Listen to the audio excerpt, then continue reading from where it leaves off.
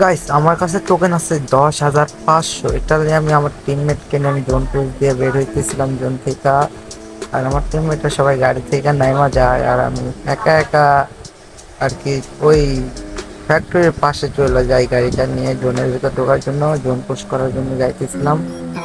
তো গাইস আমার লগে এটা কি হইলো রে ভাই, আমি যাইতে না যাইতে আমারে মাইরা দিল এন্ড গাড়ি টাড়ি সব ফাড়াই দিছে। আর তারপরে আমার টিমমেট আমারে, তখন আমার টিমমেট সব ক্লক টাওয়ারে রাশ করতেছিল, অমনি আমার দেখেন গাড়িটা কেমনে ফাটাই দিল এমনি। আমি একটা লঞ্চ প্যাড মারার জন্য গুলুটা মারছিলাম কিন্তু এমন একটা ক্যারেক্টার চালু করে দিচ্ছে, আমি গাছের সাথে বাড়ি খায় নিচে পড়ে যাই, অমনি আমাকে নক করে দেয় এমনি। ওই যে ঘরের ছাদে আছে দেখেন কোন জায়গায় পুশ করতেছে রে ভাই, গ্র্যান্ড মাস্টার পুশ এইভাবে দেয়। আর আমি তো গাড়ি নিয়ে গ্র্যান্ড মাস্টার পুশ দেই। তারা দেখেন কিভাবে আমার আমি কিছু না করতে পারি, আমি নিজে নিজে মারা যাই। অমনে আমার টিমমেট আমার রিভাইভ দেয় মরাল। হিরোক্স ভাই এখানে রাশ করতেছিল সেই টাইমে, আমি তো জোন পোস্টার মারা গেছে এই জন্য পোস্ট করতেছিল। আর আমার রিভাইভ দেওয়ার পরে আমি চলে যাই আমার লুট বক্সে লুট করার জন্য আর কি। ওখানে আমার টোকেন ছিল 15,000, এবার 15,000 টোকেন ছিল, আমি টোকেনটি কালেক্ট করার জন্য যাই। আর যেতে আমি দেখতে পাই ওখানে একটা মনস্টার, ওই জন্য আর আমি ওই দিকে আর গেলাম না, যে গেলে হয়তো আমার জন্যতেই মরে যাবো, ওই জন্য আমি আর যাই নাই।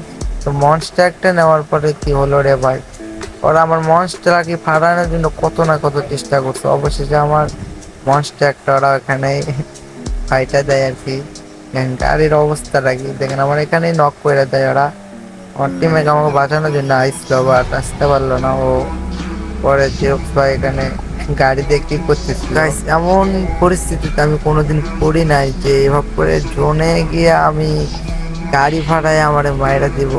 যে কেমনে কি করলো আমি কিছুই বুঝলাম না। গাড়ি আমার রিভাইভ দিল, রিভাইভ নেওয়ার পরেও আমার গাড়ি ফাটলো না, অথচ আমি নক হয়ে গেছি রে ভাই। হ্যাকার ট্যাকার ছিল কিনা আমি বুঝলাম না কিছু, কেমনে কি। তো আমার আবারও আমার রিভাইভ দেয়, আমি আবার ফ্যাক্টরিতে রাশ আর কি রাশ করার জন্য নামি।